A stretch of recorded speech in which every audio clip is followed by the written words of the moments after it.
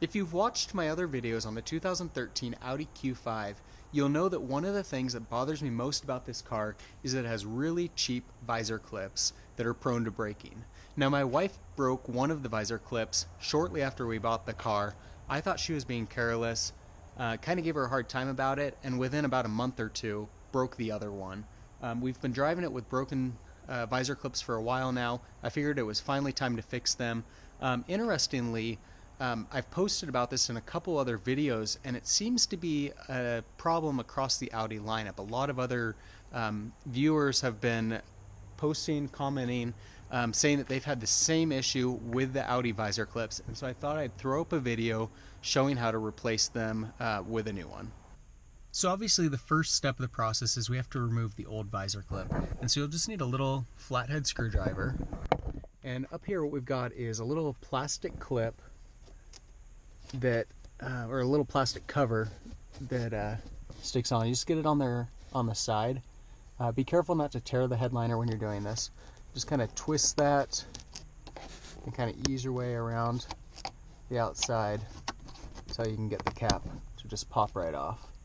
And so the way that it works is that these two right here pop into those little holes and expand that piece, and so this one will just pop right out now. I might need to use the screwdriver a little bit. It's not in there too firmly. And so you just got those two little holes there. So these guys right here expand inside those holes. So that's the first step, is just removing the visor clip. Now, by far the hardest part of this process for me was actually just getting the parts. So I started off by ordering some parts from Beijing, China. They were non-OEM parts.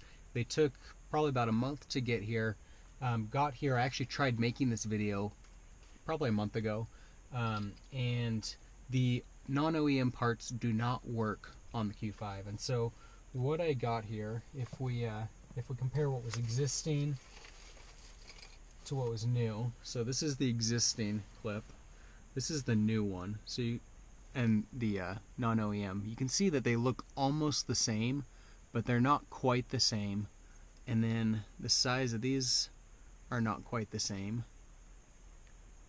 And then the little cap that goes over it is also not quite the same. So this is the OEM part, this is the non-OEM part. And you can see it looks a little cheaper, and the dimensions aren't quite the same.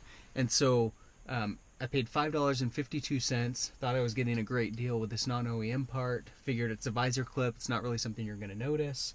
That would be my first piece of advice for you, is not to go with a non-OEM part. Make sure that you pay the premium, get the OEM part. It makes the repair a whole lot easier. I probably spent a half hour trying to get the piece to work. Tried to combine the non-OEM part with the OEM part, see if I could somehow get it to work in there.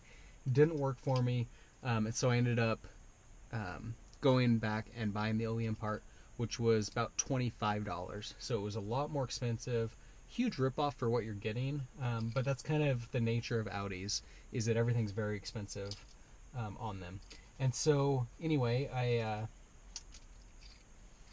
got a refund on my first order for the clip from Beijing, and then I had to wait for the OEM part to come all the way from Lithuania. Now, before I attempted to make this video, I installed it on the driver's side, had no issue there, so here we are now doing the passenger side. You'll be surprised at how easily this goes back in. Actually, maybe you won't, because it came out really easily too. It's about that hard putting it back in. But it's one of those things that's a little intimidating. If you haven't done the repair before, hopefully this video will give you some confidence to do it yourself, if you were nervous about doing it or thinking of taking it to the dealer. So putting the new clip in is just a nice simple two-part process. Like you saw when we took it out, there's kind of a smaller clip on this side and a larger on that side. If you look up at the holes there, you'll see the larger one is on the passenger side, smaller one on the driver's side. So you just push that up into place.